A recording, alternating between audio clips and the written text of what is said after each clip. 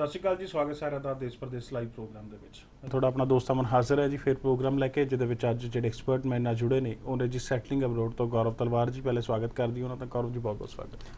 ਸਤਿ ਸ਼੍ਰੀ ਅਕਾਲ ਦਰਸ਼ਕੋ। ਅੱਜ ਕੋਸ਼ਿਸ਼ ਕਰਾਂਗੇ ਸਟੂਡੈਂਟ ਵੀਜ਼ਾ ਬਾਰੇ ਗੱਲ ਕਰਨ ਦੀ। ਜਿਹੜੇ ਸਟੂਡੈਂਟ ਨਿਊਜ਼ੀਲੈਂਡ ਬਾਰੇ ਕੁਐਰੀਜ਼ ਚਾਹੁੰਦੇ ਨੇ, ਆਸਟ੍ਰੇਲੀਆ ਬਾਰੇ ਚਾਹੁੰਦੇ ਨੇ ਜਾਂ ਸਿੰਗਾਪੁਰ ਬਾਰੇ ਚਾਹੁੰਦੇ ਨੇ, ਤਿੰਨਾਂ ਟੌਪਿਕਸ 'ਤੇ ਅਸੀਂ ਅੱਜ ਦਾ ਸ਼ੋਅ ਡੈਡੀਕੇਟ ਕਰਾਂਗੇ। ਸ਼ੁਰੂਆਤ ਕਰਨਾ ਚਾਹੂੰਗਾ ਨਿਊਜ਼ੀਲੈਂਡ ਤੋਂ, ਕਿਉਂਕਿ ਨਿਊਜ਼ੀਲੈਂਡ ਅੱਜ ਇੱਕ ਐਸਾ ਟੌਪਿਕ ਬਣ ਗਿਆ ਜਿਹਦੇ ਵਿੱਚ ਸਿਰਫ ਉਹ ਬੱਚਾ ਨਹੀਂ ਕੁਐਰੀ ਚਾਹੁੰਦਾ ਜਿਹੜਾ ਉਹ ਉੱਥੇ ਜਾਣਾ ਚਾਹੁੰਦਾ। ਜਿਹੜੇ ਬੱਚੇ ਵਿਦਆਊਟ ਆਈਲੈਟਸ ਸੁਣ ਰਹੇ ਨੇ, ਹਾਲੇ +2 ਦੇ ਪੇਪਰ ਦੇਣੇ ਆ ਅਗਲੇ ਸਾਲ, ਉਹ ਵੀ ਇੱਕ ਨਿਊਜ਼ੀਲੈਂਡ ਨੂੰ ਜਾਣਨਾ ਚਾਹੁੰਦੇ ਨੇ, ਨਿਊਜ਼ੀਲੈਂਡ ਨੂੰ ਸਮਝਣਾ ਚਾਹੁੰਦੇ ਨੇ, ਤਾਂ ਕਿ ਇੱਕ ਪ੍ਰੋਪਰ ਏਮ ਬਣਾ ਕੇ ਪਹਿਲੇ ਹੀ ਆਪਣਾ ਡ੍ਰੀਮ ਡੈਸਟੀਨੇਸ਼ਨ ਜਿਹੜਾ ਡਿਸਾਈਡ ਕਰ ਸਕਣ। ਅੱਜ ਸ਼ੁਰੂਆਤ ਕਰਦੇ ਹਾਂ ਨਿਊਜ਼ੀਲੈਂਡ ਕੰਟਰੀ ਤੋਂ, ਫਿਰ ਉਹਨਾਂ ਦੀ ਇਕਨੋਮੀ ਤੋਂ, ਫਿਰ ਉਸ ਤੋਂ ਬਾਅਦ ਉਹਨਾਂ ਦੀ ਰਿਕੁਆਇਰਮੈਂਟਸ ਤੋਂ, IPP ਤੋਂ, FTS ਨੌਨ FTS ਸਾਰੇ ਗੱਲ ਕਰਾਂਗੇ। ਕੋਈ ਮਨ ਦੇ ਵਿੱਚ ਸਵਾਲ ਰਹਿ ਜਾਂਦਾ ਤਾਂ ਸੈਟਲਿੰਗ ਅਬਰੋਡ ਦੇ ਨੰਬਰ ਚੱਲ ਰਹੇ, ਉਹਨਾਂ ਨਾਲ ਗੱਲ ਕਰਕੇ ਤੁਸੀਂ ਸਿੱਧਾ ਵੀ ਰਾਬਤਾ ਕਾਇਮ ਕਰ ਸਕਦੇ ਹੋ। ਕੀ ਕਹਿਣਾ ਜੀ ਨਿਊਜ਼ੀਲੈਂਡ ਕੰਟਰੀ ਤੇ ਉਹਨਾਂ ਦੀ ਕੁਆਲਿਟੀ ਆਫ ਐਜੂਕੇਸ਼ਨ? देखिए सर, न्यूजीलैंड का नाम अगर आप कहिए कि न्यूजीलैंड एंड क्वालिटी ਇੱਕੋ ਹੀ ਚੀਜ਼ ਹੈ। ਬਹੁਤ ਸਮੇਂ ਤੋਂ ਨਿਊਜ਼ੀਲੈਂਡ ਆਪਣੇ ਬੱਚਿਆਂ ਨੂੰ, ਜੋ ਵੀ ਇੰਟਰਨੈਸ਼ਨਲ ਬੱਚੇ ਉੱਥੇ ਪੜ੍ਹਨ ਜਾ ਰਹੇ ਨੇ ਜਾਂ ਜੋ ਉੱਥੋਂ ਦੇ ਵਸੀਕ ਬਣਨ ਜਾ ਰਹੇ ਨੇ, ਉਹਨਾਂ ਨੂੰ ਇੱਕ ਬਹੁਤ ਵਧੀਆ ਲਾਈਫ ਸਟਾਈਲ ਦੇ ਰਹੀ ਹੈ, ਕੁਆਲਿਟੀ ਆਫ ਐਜੂਕੇਸ਼ਨ ਦੇ ਰਹੀ ਹੈ, ਪਲੱਸ PR ਦੇ ਆਪਸ਼ਨਸ ਦੇ ਰਹੀ ਹੈ।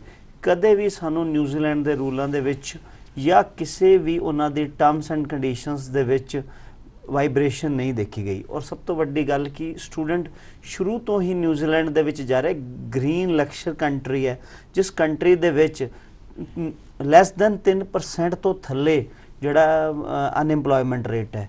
ਸਭ ਤੋਂ ਵੱਡੀ ਗੱਲ, ਇੱਕ ਜਿਹੜਾ ਸਭ ਤੋਂ ਵੱਡਾ ਕੁਐਸਚਨ ਪੰਜਾਬ ਦੇ ਬੱਚੇ ਦੇ ਮਨ ਵਿੱਚ ਆਉਂਦਾ ਕਿ ਮੈਂ ਨਿਊਜ਼ੀਲੈਂਡ ਜਾਵਾਂਗਾ, ਸ਼ਾਇਦ ਕਿਤੇ ਕੰਮ ਨਹੀਂ ਮਿਲੇਗਾ, ਜਾਂ ਨਿਊਜ਼ੀਲੈਂਡ ਜਾ ਕੇ ਮੈਂ ਕੱਲ੍ਹ ਨੂੰ ਸੈਟਲਮੈਂਟ ਦੀ ਪ੍ਰੋਬਲਮ ਆ ਸਕਦੀ ਹੈ। ਜਾਂ ਕੁਛ ਨਹੀਂ ਹੈ, ਨਿਊਜ਼ੀਲੈਂਡ ਇੰਨੇ ਸਾਲਾਂ ਤੋਂ ਚੱਲ ਰਿਹਾ, ਇੰਨੇ ਬੱਚੇ ਉੱਥੇ ਸੈਟਲ ਹੋ ਚੁੱਕੇ ਨੇ ਔਰ ਸਭ ਤੋਂ ਬੈਸਟ ਡੈਸਟੀਨੇਸ਼ਨ ਹੈ ਅੱਜ ਦੇ ਟਾਈਮ ਦੇ ਵਿੱਚ। ਅਗਰ ਤੁਸੀਂ ਨਿਊਜ਼ੀਲੈਂਡ ਜਾ ਕੇ ਆਪਣੇ ਆਪ ਨੂੰ ਸੈਟਲ ਕਰਨਾ ਚਾਹੁੰਦੇ ਹੋ ਔਰ ਪ੍ਰੋਪਰ ਆਪਣੀ PR ਨੂੰ ਦੇਖ ਰਹੇ ਹੋ ਤਾਂ ਨਿਊਜ਼ੀਲੈਂਡ ਦੀ ਜਿਵੇਂ ਪਾਲਿਸੀ ਕਹਿੰਦੀ ਹੈ, ਜੋ ਹਾਈਲਾਈਟ ਕੀਤੀ ਜਾਂਦੀ ਹੈ ਐਡਵਰਟਾਈਜ਼ਮੈਂਟ ਦੇ ਵਿੱਚ, ਉਹ ਸਟੱਡੀ, ਵਰਕ ਐਂਡ ਸੈਟਲ। ਪਹਿਲੇ ਪੁਆਇੰਟ 'ਤੇ ਆਈਏ, ਜਿਹੜਾ ਤੀਸਰੇ ਤੱਕ ਜਾਂਦਾ ਹੈ, ਜੋ ਇੱਕ ਸੁਪਨਾ ਦੇਖ ਕੇ ਜਾਂਦਾ ਬੱਚਾ, ਜਿਹਨੂੰ ਤੁਸੀਂ ਵਸਨੀਕ ਬਣਨਾ ਜਾਂ ਉੱਥੇ ਸੈੱਟ ਹੋਣਾ, PR ਲੈਣੀ।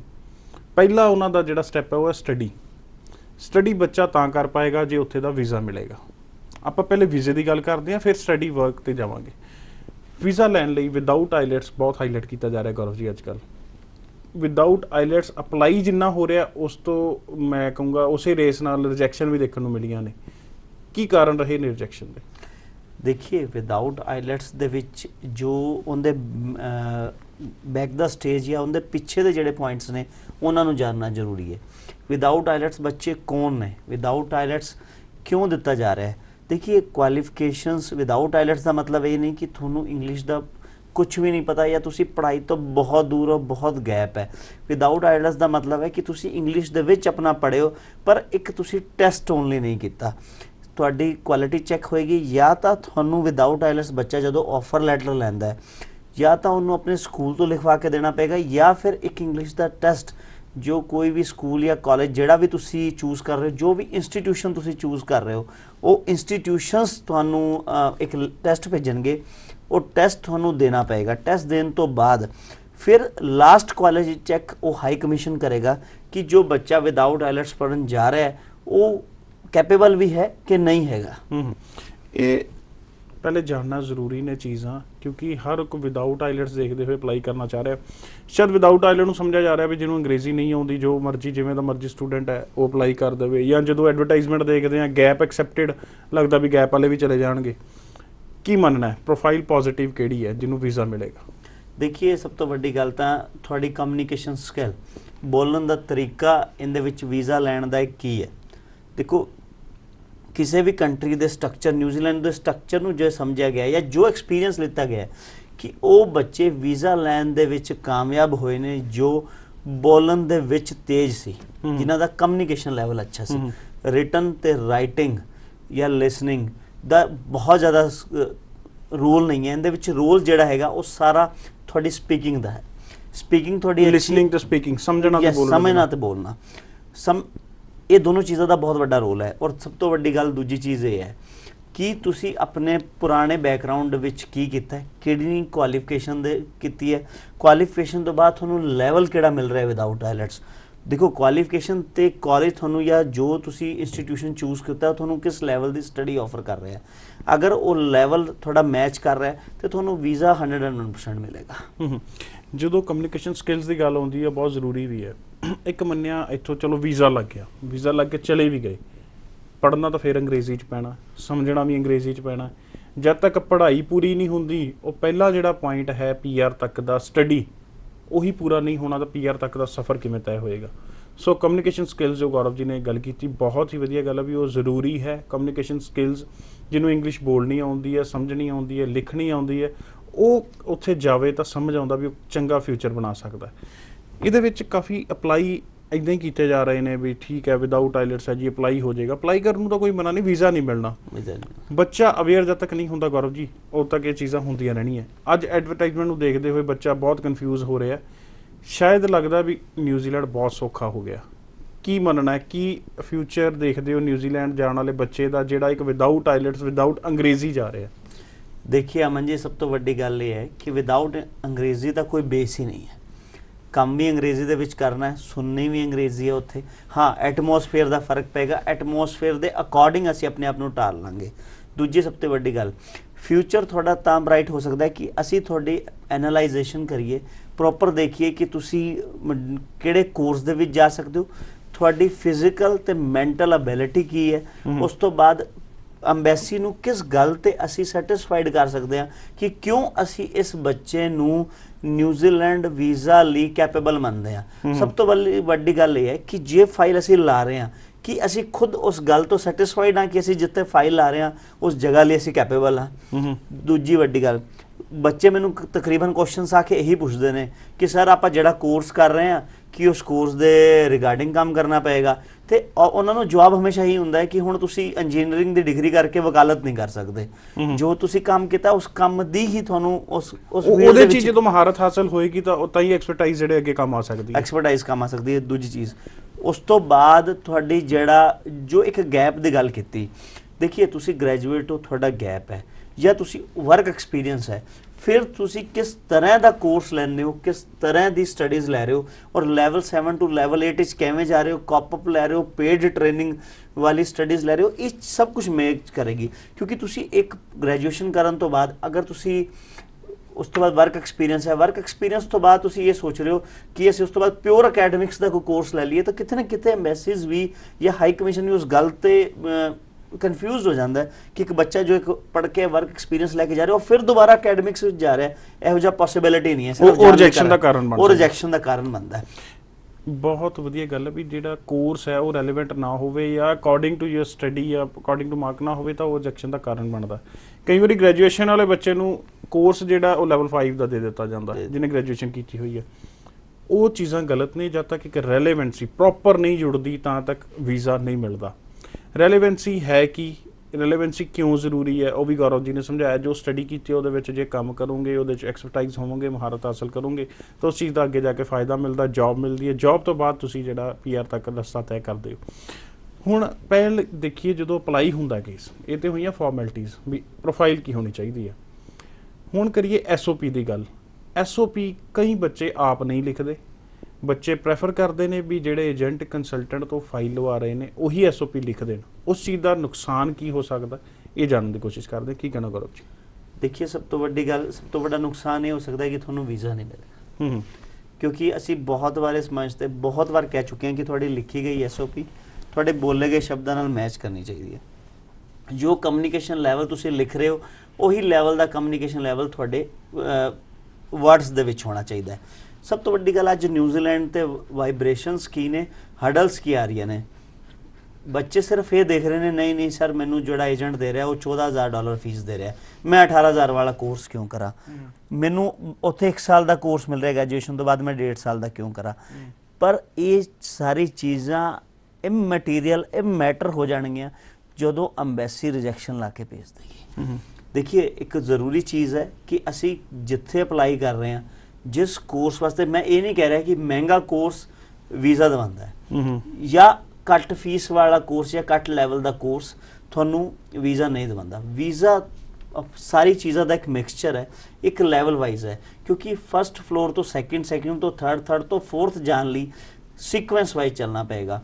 ਤੇ ਕਿਤੇ ਨਾ ਕਿਤੇ ਵੀਜ਼ਾ ਤੋਂ ਬਾਅਦ ਸੈਟਲ ਹੋਣ ਦਾ ਕਾਰਨ ਸੀਕੁਐਂਸ ਹੈ। ਜਦੋਂ ਅਸੀਂ ਸੀਕੁਐਂਸ ਨੂੰ ਬ੍ਰੇਕ ਕਰ ਦਿੰਦੇ ਆ ਜਾਂ ਸੀਕੁਐਂਸ ਤੇ ਜੰਪ ਜਾਂ ਸ਼ਾਰਟਕਟ ਲੈਣ ਦੀ ਕੋਸ਼ਿਸ਼ ਕਰਦੇ ਆ ਜਾਂ ਕਿਸੇ ਦੀ ਗੱਲਾਂ ਦੇ ਵਿੱਚ ਭ੍ਰਮਿਤ ਹੋ ਕੇ ਇਹ ਸੋਚਦੇ ਆ ਕਿ ਨਹੀਂ ਯਾਰ ਇਹ ਜੋ ਮੇਰਾ ਕੰਸਲਟੈਂਟ ਹੈ, ਮੇਰਾ ਜੋ ਏਜੰਟ ਹੈ, ਇਹਨੂੰ ਇਹ ਟ੍ਰਿਕਸ ਪਤਾ ਨਹੀਂ ਆ, ਕੋਈ ਸ਼ਾਰਟਕਟ ਵੀ ਜਾਂਦਾ ਹੈ। ਤੇ ਕੋਈ ਵੀ ਸ਼ਾਰਟਕਟ, ਕੋਈ ਵੀ ਸੀਕੁਐਂਸ ਬ੍ਰੇਕ ਜਾਂ ਕੋਈ ਵੀ ਰੂਲ ਬ੍ਰੇਕਿੰਗ ਤੁਹਾਨੂੰ ਵੀਜ਼ਾ ਨਹੀਂ ਦਵਾ ਸਕਦੀ। ਵੀਜ਼ਾ ਤੁਹਾਨੂੰ ਸਟੇਟਵੇ ਇੱਕ ਪਾਥ ਦਿਖਾਏਗਾ, ਜਿਸ ਪਾਥ ਨੂੰ ਅੰਬੈਸੀਜ਼ ਫੋਲੋ ਕਰਦੀਆਂ ਨੇ ਤੁਹਾਨੂੰ ਵੀ ਫੋਲੋ ਕਰਨਾ ਪਏਗਾ। ਅਗਰ ਉਹ ਫੋਲੋ ਕਰੋਗੇ ਤੇ ਆਟੋਮੈਟਿਕਲੀ ਤੁਸੀਂ ਸਾਰੀ ਚੀਜ਼ਾਂ ਨੂੰ ਪਹੁੰਚ ਸਕਦੇ ਹੋ। ਜੀ, ਕਿਉਂਕਿ ਦੇਖੋ ਟਰਮਸ ਐਂਡ ਕੰਡੀਸ਼ਨ ਸਾਰੇ ਲਈ ਇੱਕ ਨੇ, ਹਮੇਸ਼ਾ ਕਹੀਦਾ ਸ਼ਾਰਟਕਟ ਕਿਸੇ ਕੋਲ ਵੀ ਨਹੀਂ ਹੁੰਦਾ। ਇੱਕ ਬਿਲਕੁਲ ਸੀਕੁਐਂਸ ਦੇ ਹਿਸਾਬ ਨਾਲ ਚੱਲਣਾ ਪੈਂਦਾ। ਜੋ high commission, embassy, visa officer ਜੋ ਮੰਗਦਾ ਉਸ ਹਿਸਾਬ ਨਾਲ ਸਭ ਨੂੰ ਦੇਣਾ ਪੈਂਦਾ। ਇੱਕ ਸ਼ਾਰਟਕਟ ਜਾਂ ਪੰਜਾਬੀ 'ਚ ਗੱਲ ਕਰੀਏ ਜੁਗਾੜ ਲਾਉਣ ਦੀ ਕੋਸ਼ਿਸ਼ ਜਦੋਂ ਕੋਈ ਕਰਦਾ ਤਾਂ ਉਹ ਜ਼ਰੂਰ ਜਿਹੜਾ ਕਿਤੇ ਨਾ ਕਿਤੇ ਧੋਖਾ ਖਾਉਂਦਾ ਅਤੇ ਰਿਜੈਕਸ਼ਨ ਦਾ ਕਾਰਨ ਬਣਦਾ। ਹੁਣ ਗੱਲ ਕਰੀਏ ਜਦੋਂ SOP ਦੀ ਗੱਲ ਕੀਤੀ, SOP ਨਾਲ ਰਿਲੇਟਿਡ ਹੀ ਇੰਟਰਵਿਊ ਦੇ ਵਿੱਚੋਂ ਸਵਾਲ ਆਉਂਦੇ ਨੇ। SOP ਜਦੋਂ ਬੱਚਾ ਆਪ ਲਿਖਦਾ ਤਾਂ ਇੰਟਰਵਿਊ ਦੇਣੀ ਔਖੀ ਨਹੀਂ ਲੱਗਦੀ, ਕਿਉਂਕਿ ਆਪ ਲਿਖੀ ਹੁੰਦੀ ਹੈ, ਪਤਾ ਹੈ ਕੀ ਲਿਖਿਆ, ਕਿਉਂ ਲਿਖਿਆ ਅਤੇ ਉਹਦਾ ਰੀਜ਼ਨ ਕੀ ਹੈ। ਹੁਣ ਗੱਲ ਕਰੀਏ ਜਿਹੜੇ ਕੋਰਸਿਸ ਦੇ ਵਿੱਚ ਬੱਚਾ ਜਾਂਦਾ ਹੈ ਉਹ ਕਿਵੇਂ ਚੂਜ਼ ਕਰੇ, ਸੌਖਾ ਦੇਖ ਕੇ ਚੂਜ਼ ਕਰੇ ਜਾਂ ਵਧੀਆ ਦੇਖ ਕੇ ਚੂਜ਼ ਕਰੇ, LTSSL ਲਿਸਟ ਦੇ ਅਕੋਰਡਿੰਗ ਚੂਜ਼ ਕਰੇ, ਇੰਟਰਸਟ ਦੇ ਹਿਸਾਬ ਨਾਲ ਚੂਜ਼ ਕਰੇ, ਕੀ ਕਰਨਾ ਚਾਹੀਦਾ ਬੱਚੇ ਨੂੰ, ਕੀ ਕਹਿਣਾ ਕਰੋ ਜੀ ਇਹਦੇ ਬਾਰੇ? ਦੇਖिए ਕੋਰਸ ਜਿਹੜਾ ਹੈ ਉਹ ਇੱਕ ਬੈਕਬੋਨ ਆਫ ਯੂਰ ਵੀਜ਼ਾ ਹੈ ਜਾਂ ਬੈਕਬੋਨ ਆਫ ਯੂਰ ਫਿਊਚਰ ਵੀ ਕਹਿ ਸਕਦੇ ਹਾਂ ਜਾਂ ਬੇਸ ਆਫ ਯੂਰ ਫਿਊਚਰ ਕਹਿ ਸਕਦੇ ਹਾਂ।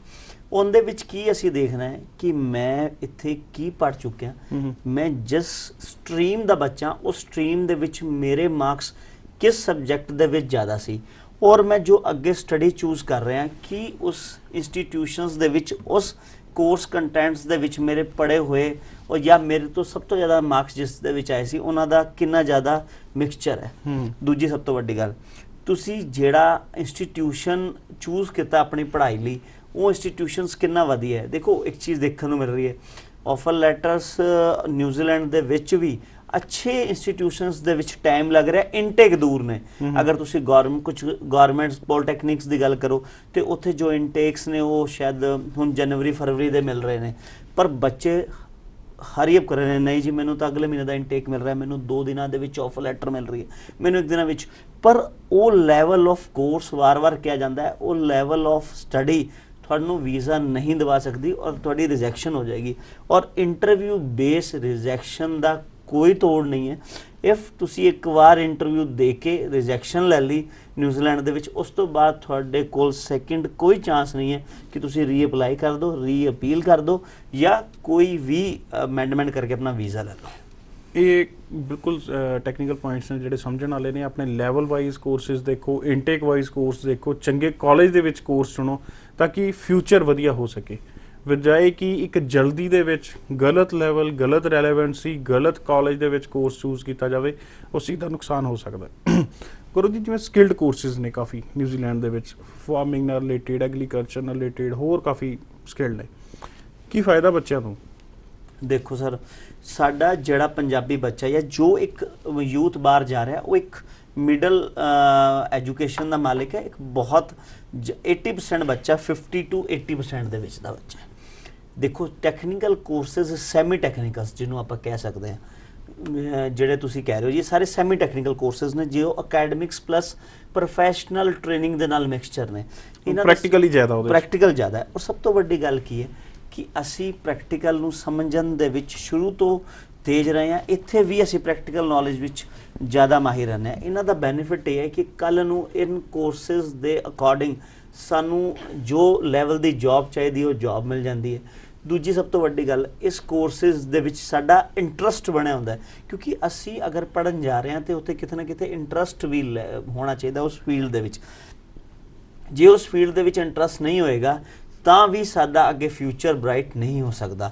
ਤੇ ਇਹ ਸਾਰੇ ਟੈਕਨੀਕਲ ਕੋਰਸਿਸ ਦਾ ਬੈਨੀਫਿਟ ਇਹ ਹੈ ਕਿ ਸਾਨੂੰ ਈਜ਼ੀ ਇੰਪਲੋਇਮੈਂਟ ਹੈ, ਦੂਜੀ ਚੀਜ਼ ਈਜ਼ੀ ਸਾਨੂੰ ਸਮਝਣ ਲਈ ਹੈ ਤੇ ਉੱਥੋਂ ਦੇ ਕਲਚਰ ਦੇ ਨਾਲ ਮਿਕਸ ਹੋਣਾ ਈਜ਼ੀ ਹੈ ਔਰ ਸਾਡੇ ਮੈਂਟਲ ਸਟੇਟਸ ਦੇ ਨਾਲ ਮੈਚ ਕਰਦਾ ਹੈ, ਕਿਉਂਕਿ ਜੋ ਸਾਡੇ ਇੰਟਰਵਿਊ ਲੈ ਰਿਹਾ ਬੈਠਾ ਉਹ ਵੀ ਸਾਹਮਣੇ ਇੰਡੀਅਨ ਹੈ, ਉਹਨੂੰ ਵੀ ਪਤਾ ਹੈ ਕਿ ਜਿਸ ਬੱਚੇ ਦੀ ਮੈਂਟੈਲਿਟੀ ਮੈਚ ਕਰ ਰਹੀ ਹੈ।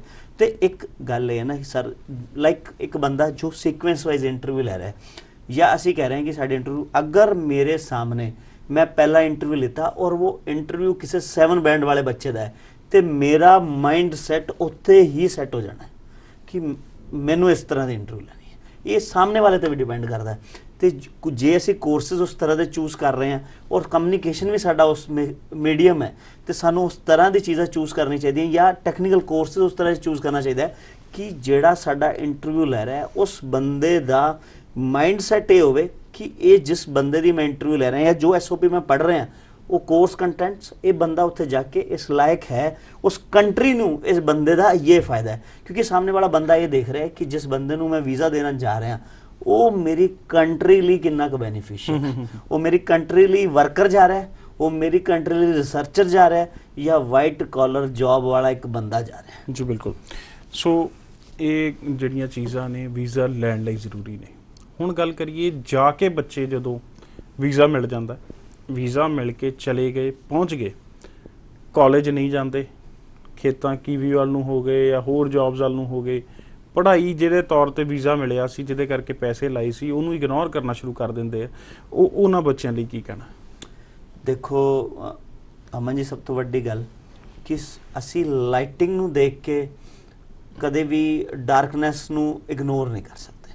ਅਸੀਂ ਇਹ ਨਹੀਂ ਦੇਖ ਸਕਦੇ ਕਿ ਜੋ ਕੰਸਲਟੈਂਟ, ਜੋ ਏਜੰਟ ਸਾਨੂੰ ਲਾਈਟਿੰਗ ਦਿਖਾ ਰਿਹਾ ਜਾਂ ਬਹੁਤ ਵੱਡੀ ਵੱਡੀ ਚੀਜ਼ ਦਿਖਾ ਰਿਹਾ ਉਹ ਟਰੁੱਥ ਹੈ, ਕਿਉਂਕਿ ਉੱਥੇ ਪਹੁੰਚਣ ਲਈ ਇੱਕ ਰਸਤਾ ਹੈ, ਇੱਕ ਜਗ੍ਹਾ ਹੈ, ਉਹ ਤੈਅ ਕਰਨੀ ਪਏਗੀ। ਜਦੋਂ ਬੰਦਾ ਨਿਊਜ਼ੀਲੈਂਡ ਦੀ ਧਰਤੀ ਹੈ, ਕਿੱਥੇ ਵੀ ਵਿਦੇਸ਼ ਦੇ ਵਿੱਚ ਪੈਰ ਰੱਖਦਾ ਹੈ, ਸਭ ਤੋਂ ਪਹਿਲੇ ਉਹਦਾ ਪੈਰ ਰੱਖਦੇ ਹੀ ਕੰਮ ਇਹ ਹੁੰਦਾ ਹੈ, ਉਹਦੇ ਦਿਮਾਗ 'ਤੇ ਬੋਝ ਹੁੰਦਾ ਹੈ ਕਿ ਮੈਂ ਇੰਨੇ ਲੱਖ ਖਰਚ ਕੇ ਆਇਆ, ਇਹ ਪੂਰੇ ਕਰਨੇ ਨੇ। ਦੂਜੀ ਚੀਜ਼, ਉੱਥੇ ਸਭ ਤੋਂ ਪਹਿਲੇ ਉਹਨੂੰ ਜੋ ਬੇਸਿਕ ਰਿਕੁਆਇਰਮੈਂਟ ਹੈ ਕਿ ਉਹ ਕਿੱਥੇ ਰਹੇਗਾ, ਕਿਵੇਂ ਜਾਏਗਾ ਔਰ ਆਪਣੇ ਸਰਵਾਈਵਲ ਲਈ ਉੱਥੇ ਕੀ ਕਰੇਗਾ। ਉਹ FTS ਵਿੱਚ ਆਇਆ, ਉਹ ਨੋਨ FTS ਦੇ ਵਿੱਚ ਆਇਆ, ਉਹ ਕਿਸ ਤਰ੍ਹਾਂ ਦੀ ਸਕੀਮ ਦੇ ਵਿੱਚ ਹੋਇਆ।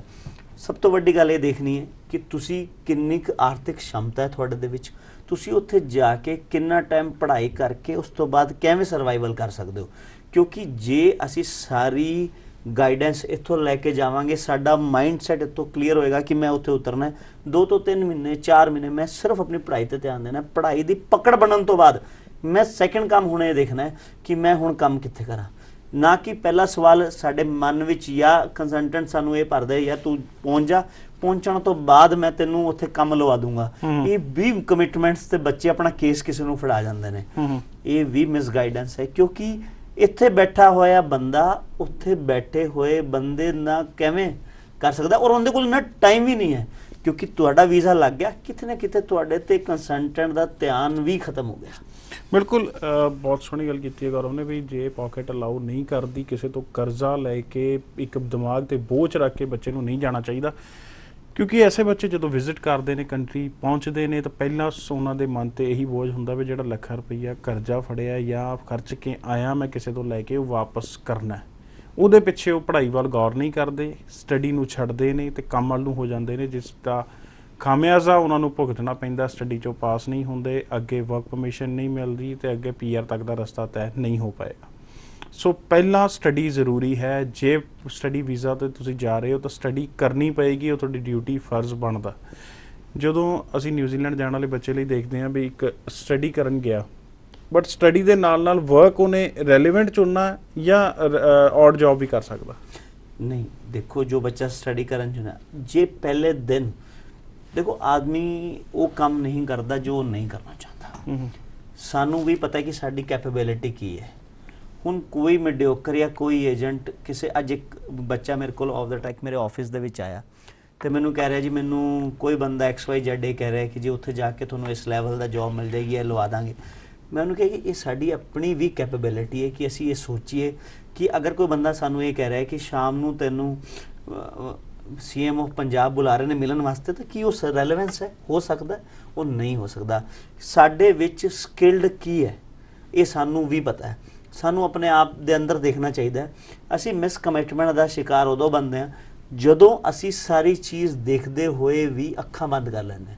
ਉਹਦੇ ਵਿੱਚ ਹੁਣ ਅੱਖਾਂ ਬੰਦ ਕਰਕੇ ਚੱਲਾਂਗੇ ਤਾਂ ਉਹਦੇ 'ਚ ਖੱਡੇ ਦਾ ਕੋਈ ਦੋਸ਼ ਨਹੀਂ, ਡਿੱਗਣਾ ਜਾਇਜ਼ ਹੈ। ਸਭ ਤੋਂ ਵੱਡੀ ਗੱਲ ਇੰਨੀ ਅਵੇਅਰਨੈਸ ਹੈ, ਇੰਨੀ ਚੀਜ਼ਾਂ ਨੇ। ਬੱਚੇ ਨੂੰ ਇਹ ਪਤਾ ਹੋਣਾ ਚਾਹੀਦਾ ਹੈ ਕਿ ਮੈਂ ਜਿਸ ਸਟੱਡੀ ਲਈ ਜਾ ਰਿਹਾ, ਜਿਹੜੇ 4 ਘੰਟੇ ਮੈਨੂੰ ਰੋਜ਼ ਮਿਲ ਰਹੇ ਨੇ ਜਾਂ ਜੋ 20 ਆਵਰਸ ਵੀਕ ਮਿਲ ਰਹੇ ਨੇ, ਮੈਂ ਉਸ ਸਟੱਡੀ ਦੇ ਵਿੱਚ ਉਸ ਦੇ ਰੈਲੇਵੈਂਸ ਹੀ ਕੰਮ ਕਰਾਂ ਜੀ। ਸੋ ਰੈਲੇਵੈਂਟ ਹੀ ਕੰਮ ਕਰਨਾ ਚਾਹੀਦਾ। ਨਿਊਜ਼ੀਲੈਂਡ ਸੰਬੰਧੀ ਕੋਈ ਵੀ ਮਨ ਦੇ ਵਿੱਚ ਸਵਾਲ ਆ ਰਿਹਾ ਜੀ, ਸਾਂਝਾ ਕੀਤਾ ਜਾ ਸਕਦਾ ਸੈਟਿੰਗ ਅਬਰੋਡ ਦੇ ਨਾਲ, ਨੰਬਰਾਂ ਤੇ ਕਾਲ ਕਰਕੇ ਜਾਂ ਮੈਸੇਜ ਕਰਕੇ। ਹੁਣ ਗੱਲ ਕਰੀਏ ਜੀ ਆਸਟ੍ਰੇਲੀਆ SVP ਦੀ। ਪਹਿਲੇ ਤਾਂ ਇਹ ਜਾਣਨਾ ਚਾਹੁੰਦਾ, ਆਸਟ੍ਰੇਲੀਆ SVP ਦੇ ਅੰਡਰ ਕੁਝ ਯੂਨੀਵਰਸਿਟੀਜ਼ ਨੇ ਜਿਨ੍ਹਾਂ ਨੇ ਖਾਸ ਕਰ ਇੰਡੀਅਨ ਸਟੂਡੈਂਟਸ ਜਾਂ ਪੰਜਾਬੀ ਸਟੂਡੈਂਟਸ ਨੂੰ ਕਹਿਤਾ ਵੀ ਅਸੀਂ ਨਹੀਂ ਲਾਂਗੇ, ਕੀ ਵਜ੍ਹਾ ਰਹੀ ਹੈ ਉਹਦੀ? ਦੇਖੋ ਸਰ, ਵਜ੍ਹਾ ਅਸੀਂ ਖੁਦ ਰਹੇ। ਅਸੀਂ ਸਾਡੇ ਤੇ ਬਹੁਤ ਟਰਸਟ ਕੀਤਾ ਗਿਆ, SVP ਸ਼ੁਰੂ ਕਰਤਾ ਗਿਆ ਇੰਡੀਅਨਸ ਵਾਸਤੇ। ਸਾਨੂੰ ਲੈਵਲ ਅਸੈਸਮੈਂਟ 3 ਤੋਂ 1 ਦੇ ਵਿੱਚ ਲਿਆਇਆ ਗਿਆ, ਲੈਵਲ 1 ਦੇ ਅਸੈਸਮੈਂਟ ਲੈਵਲ 1 ਵਿੱਚ ਲੈ ਗਏ। ਸਾਡੇ ਵਾਸਤੇ ਵੀਜ਼ਾ ਇੰਨਾ ਕੁ ਈਜ਼ੀ ਕਰਤਾ, ਇੰਨਾ ਇਹ ਵੀਜ਼ਾ ਸਿੰਗਾਪੁਰ ਦਾ ਵੀਜ਼ਾ ਹੀ ਨਹੀਂ ਸੀ। ਅਸੀਂ ਫਾਈਲ ਲਾਈ, ਸਿੰਗਾਪੁਰ ਦਾ ਵੀਜ਼ਾ ਲੈਣ ਲਈ ਵੀ 1 ਮਹੀਨਾ ਲੱਗਦਾ, 4 ਵੀਕਸ ਦਾ ਪ੍ਰੋਸੈਸਿੰਗ ਟਾਈਮ ਹੈ, ਔਰ ਜਦਕਿ ਆਸਟ੍ਰੇਲੀਆ ਦੇ ਵਿੱਚ ਵੀਜ਼ਾ 1 ਦਿਨ 2 ਦਿਨ 3 ਦਿਨਾਂ ਵਿੱਚ ਮਿਲ ਗਿਆ। ਉੱਥੇ ਕਿਤੇ ਨਾ ਕਿਤੇ ਜਦੋਂ ਹਾਈ ਕਮਿਸ਼ਨ ਨੇ ਉਹਨੂੰ ਵਿਊ ਆਊਟ ਕੀਤਾ ਤਾਂ ਦੇਖਿਆ ਕਿ ਇਹ ਤਾਂ ਬਹੁਤ ਧੱਕਾ ਹੋ ਰਿਹਾ, ਗੈਪ ਐਵੇਂ ਪ੍ਰਪੇਅਰ ਨੇ, COE ਧੱਕੇ ਨਾਲ ਇਸ਼ੂ ਕੀਤੀਆਂ ਗਈਆਂ ਨੇ। ਬੇਸਿਕਲੀ ਜਿਹੜਾ GT ਕ੍ਰਾਈਟੇਰੀਆ ਸੀ ਉਹ ਤਾਂ ਨਹੀਂ ਹੋ ਰਿਹਾ ਸੀ ਨਹੀਂ, ਔਰ ਉਹਨਾਂ ਨੂੰ ਪਤਾ ਸੀ ਕਿ ਇਹ ਜੋ ਸਫਾਈ ਅਸੀਂ ਹੁਣ ਪਿੱਛੇ 2-4 ਸਾਲਾਂ 'ਚ ਕਰਕੇ ਹਟੇ ਹਾਂ ਤਾਂ ਫਿਰ ਉਹੀ ਕੰਮ ਸ਼ੁਰੂ ਹੋ ਗਿਆ। ਉਸ ਦੌਰਾਨ ਸਟਿਕਨੈਸ ਕੀਤੀ ਗਈ ਕਿ ਜੋ ਬੱਚਿਆਂ ਦੇ ਗੈਪ ਦੇ ਵਿੱਚ ਪ੍ਰੋਬਲਮ ਹੈ, ਗੈਪ ਕੰਪਿਊਟਰ ਨਾਲ ਰਿਲੇਟਡ ਨੇ, ਜਾਂ ਜੋ ਬੱਚਿਆਂ ਦੇ ਗੈਪ ਸਿਰਫ ਕਿਸੇ ਰਜਿਸਟਰਡ ਇੰਸਟੀਟਿਊਸ਼ਨਸ ਤੋਂ ਨੇ ਜਿਸ ਦੀ ਕੋਈ ਮਾਨਤਾ ਨਹੀਂ ਹੈ, ਕਿੱਥੇ ਉਹਨਾਂ ਦਾ ਵਜੂਦ ਨਹੀਂ ਹੈ, ਇੱਕ ਟੈਲੀਫੋਨ ਤੇ ਸਿਰਫ ਜਿਨ੍ਹਾਂ ਨੂੰ ਵੈਰੀਫਾਈ ਕੀਤਾ ਜਾ ਸਕਦਾ ਹੈ, ਉਹ ਸਾਰੀ COEs ਕੈਂਸਲ ਕੀਤੀਆਂ ਗਈਆਂ। ਉਹ ਸਾਰੇ ਕੇਸ ਵੀ ਫਸ ਗਏ ਔਰ ਯੂਨੀਵਰਸਿਟੀਜ਼ ਨੇ ਹੱਥ ਖੜੇ ਕਰਤੇ ਕਿ ਅਸੀਂ ਹਰਿਆਣਾ, ਪੰਜਾਬ ਜਾਂ ਨੌਰਥ ਤੋਂ ਅਸੀਂ ਬੱਚਾ ਨਹੀਂ ਲਾਂਗੇ, ਕਿਉਂਕਿ ਕਿਤੇ ਨਾ ਕਿਤੇ ਸਾਡੇ ਵਾਸਤੇ ਇਹ ਮੁਸ਼ਕਿਲ ਦਾ ਟਾਈਮ। ਇਹ ਗਲਤੀਆਂ ਆਪਣੀਆਂ ਗਲਤੀਆਂ ਰਹੀਆਂ। ਇਹ ਗਲਤੀਆਂ ਉਹ ਰਹੀਆਂ ਜਦੋਂ ਅਸੀਂ ਕਿਸੇ ਵੀ ਛੋਟੇ-ਮੋਟੇ ਕੰਪਿਊਟਰ ਸੈਂਟਰ ਤੋਂ ਲਾਤਾ ਔਰ COE ਲਈ ਫਸ ਗਏ। ਬੇਸਿਕਲੀ ਅਬਿਊਜ਼ ਕੀਤਾ ਗਿਆ ਸਿਸਟਮ ਨੂੰ। ਬਿਲਕੁਲ। ਸੋ ਇਹ ਨਹੀਂ ਕਰਨਾ ਚਾਹੀਦਾ। ਇੱਕ ਸਮਝੋ SVP ਦੇ ਅੰਡਰ GT ਕ੍ਰਾਈਟੇਰੀਆ ਜਿਹਦੇ ਅੰਡਰ ਵੀਜ਼ਾ ਦਿੱਤਾ ਜਾਂਦਾ ਹੈ, ਜੈਨੂਇਨ ਬੱਚੇ ਨੂੰ ਕਾਲ ਕੀਤੀ ਜਾ ਰਹੀ ਹੈ, ਜੈਨੂਇਨ ਬੱਚੇ ਨੂੰ ਬੁਲਾਉਂਦਾ, ਚਾਹੇ ਉਹ ਨਿਊਜ਼ੀਲੈਂਡ ਹੈ, ਕੈਨੇਡਾ ਹੈ, ਆਸਟ੍ਰੇਲੀਆ ਹੈ ਜਾਂ ਸਿੰਗਾਪੁਰ ਹੈ, ਜਿਹੜਾ ਪੜ੍ਹਨ ਵਾਲਾ ਬੱਚਾ ਉਹਨੂੰ ਸੱਦਾ ਦਿੱਤਾ ਜਾਂਦਾ। ਇਸ ਤੋਂ ਇਲਾਵਾ ਕੋਈ ਵੀ ਐਸੀ, ਮੈਂ ਕਹੂੰਗਾ ਪਹਿਲੇ ਇੱਕ ਵਰਡ ਵਰਤਿਆ ਸੀ ਤੁਸੀਂ ਵੀ ਸ਼ਾਰਟਕਟ ਨਹੀਂ ਹੈ ਜਾਂ ਪੰਜਾਬੀ 'ਚ ਕਈ ਜੁਗਾੜ ਨਹੀਂ ਹੈ ਜਿਹਦੇ 'ਚ ਨਾਨ ਜੈਨੂਇਨ ਸਟੂਡੈਂਟ ਦਾ ਵੀਜ਼ਾ ਲੱਗ ਪਾਏਗਾ। ਸੋ ਅੱਜ ਕੋਸ਼ਿਸ਼ ਕੀਤੀ ਗਈ ਹੈ ਜਿੰਨਾ ਕੁ ਸਮਾਂ ਸਾਡੇ ਕੋਲ ਸੀ ਉਹਦੇ ਵਿੱਚ ਰਹਿ ਕੇ ਆਸਟ੍ਰੇਲੀਆ ਤੇ ਨਿਊਜ਼ੀਲੈਂਡ ਬਾਰੇ ਡਿਸਕਸ ਕਰਨ ਦੀ। ਫਿਰ ਵੀ ਮਨ ਦੇ ਵਿੱਚ ਕੋਈ ਵੀ ਸਵਾਲ ਰਹਿ ਗਿਆ ਹੋਵੇ ਤਾਂ ਸੈਟਲਿੰਗ ਅਬਰੋਡ ਨਾਲ ਸਿੱਧਾ ਰਾਬਤਾ ਕਾਇਮ ਕਰਨ ਲਈ ਉਹਨਾਂ ਦੇ ਨੰਬਰਾਂ ਤੇ ਕਾਲ ਕਰਕੇ, ਮੈਸੇਜ ਕਰਕੇ, ਐਡਰੈਸ ਤੇ ਵਿਜ਼ਿਟ ਕਰਕੇ ਰਾਬਤਾ ਕਾਇਮ ਕੀਤਾ ਜਾ ਸਕਦਾ। ਗੌਰਵ ਜੀ, ਕੋਈ ਖਾਸ ਮੈਸੇਜ ਅੱਜ ਦੇ ਸ਼ੋਅ ਦੇ ਵਿੱਚ ਦੇਣਾ ਚਾਹੋ ਜਿਹੜਾ ਨਹੀਂ ਸਾਂਝਾ ਕਰ ਪਾਏ, ਤੁਸੀਂ ਚਾਹੁੰਦੇ ਵੀ ਜਾਣਨਾ ਜ਼ਰੂਰੀ ਦਰਸ਼ਕਾਂ ਲਈ? ਦੇਖੋ, ਸਭ ਤੋਂ ਜ਼ਿਆਦਾ ਜ਼ਰੂਰੀ ਹੈ ਕਿ ਅਸੀਂ ਆਪਣੇ ਆਪ ਨੂੰ ਦੇਖੀਏ। ਮੈਂ ਵਾਰ-ਵਾਰ ਇਹੀ ਕਹਿਣਾ ਚਾਹੁੰਦਾ, ਅਸੀਂ ਕਿੱਥੋਂ ਲਈ ਕੈਪੇਬਲ ਹਾਂ, ਕਿਹੜੀ ਕੰਟਰੀ ਲਈ ਸਾਡੀ ਸੈਟਲਮੈਂਟ ਹੋ ਸਕਦੀ ਹੈ, ਅਸੀਂ ਪਾਥਵੇ ਪ੍ਰੋਗਰਾਮਸ ਅਵੇਲੇਬਲ, ਸਾਡੀ ਕੈਪੇਬਿਲਿਟੀ ਦੇ ਹਿਸਾਬ ਸਿਰ ਆਪਸ਼ਨਸ ਕਿਹੜੀਆਂ ਨੇ। ਆਸਟ੍ਰੇਲੀਆ ਅੱਜ ਵੀ ਖੁੱਲ੍ਹਾ ਹੈ, ਬਹੁਤ ਈਜ਼ੀ ਵੀਜ਼ਾ ਆ ਰਹੇ ਨੇ, ਲਗਾਤਾਰ ਵੀਜ਼ੇ ਆ ਰਹੇ ਨੇ, ਕਮ ਬਟ ਆ ਕੇ ਰਹੇ ਨੇ ਜੈਨੂਇਨ ਦੇ। ਅਗਰ ਆਪਣੀ ਗੱਲ ਕਰੀਏ, ਇੱਕ ਵੀ COE ਅੱਜ ਤੱਕ ਨਹੀਂ ਫਸੀ। ਕਿਉਂ? ਕਿਉਂਕਿ ਪਹਿਲੇ ਸਭ ਕੁਝ ਵੈਰੀਫਾਈ ਕਰਾਇਆ ਗਿਆ। ਕਲਾਇੰਟ ਨੂੰ ਇਹ ਚਾਹੀਦਾ ਹੈ ਜਾਂ ਇੱਕ ਐਪਲੀਕੈਂਟ ਨੂੰ ਇਹ ਚਾਹੀਦਾ ਹੈ ਕਿ ਜੇ ਸਾਹਮਣੇ ਵਾਲੀ ਗੱਲ ਤੇ ਵਿਸ਼ਵਾਸ ਕਰੇ ਪਰ ਅੰਧ ਵਿਸ਼ਵਾਸ ਨਾ ਕਰੇ। ਜੀ ਬਿਲਕੁਲ, ਅੱਖਾਂ ਬੰਦ ਕਰਕੇ ਵਿਸ਼ਵਾਸ ਨਹੀਂ ਕਰਨਾ ਚਾਹੀਦਾ। ਹਰ ਚੀਜ਼ ਇੰਟਰਨੈਟ ਤੇ ਅਵੇਲੇਬਲ ਹੈ, ਉਹਨੂੰ ਕ੍ਰਾਸ ਚੈੱਕ ਜ਼ਰੂਰ ਕਰਨਾ ਚਾਹੀਦਾ। ਸੋ ਅੱਜ ਦੇ ਸ਼ੋਅ ਦੇ ਵਿੱਚ ਸਮਾਂ ਨਹੀਂ ਅਲਾਉ ਕਰ ਰਿਹਾ ਸ਼ੋਅ ਨੂੰ ਅੱਗੇ ਵਧਾਉਣ ਦਾ। ਗੌਰਵ ਜੀ, ਸ਼ੋਅ ਦੇ ਵਿੱਚ ਆਉਣ ਲਈ ਗੱਲਾਂ ਬਾਤਾਂ ਕਰਨ ਲਈ ਬਹੁਤ ਬਹੁਤ ਧੰਨਵਾਦ। ਧੰਨਵਾਦ ਸਰ। ਧੰਨਵਾਦ ਸਾਰੇ ਦਰਸ਼ਕਾਂ ਦਾ, ਟੈਕਨੀਕਲ ਟੀਮ ਦਾ, ਜਿਨ੍ਹਾਂ ਸਦਕਾ ਸ਼ੋਅ ਤੁਹਾਡੇ ਤੱਕ ਪਹੁੰਚ ਰਿਹਾ। ਅੱਜ ਦੇ ਸ਼ੋਅ ਨੂੰ ਇੱਥੇ ਖਤਮ ਕਰਦੇ ਹਾਂ। ਆਪਣੇ ਦੋਸਤਾਂ ਨੂੰ ਦਿਓ ਇਜਾਜ਼ਤ। ਸਤਿ ਸ਼੍ਰੀ ਅਕਾਲ।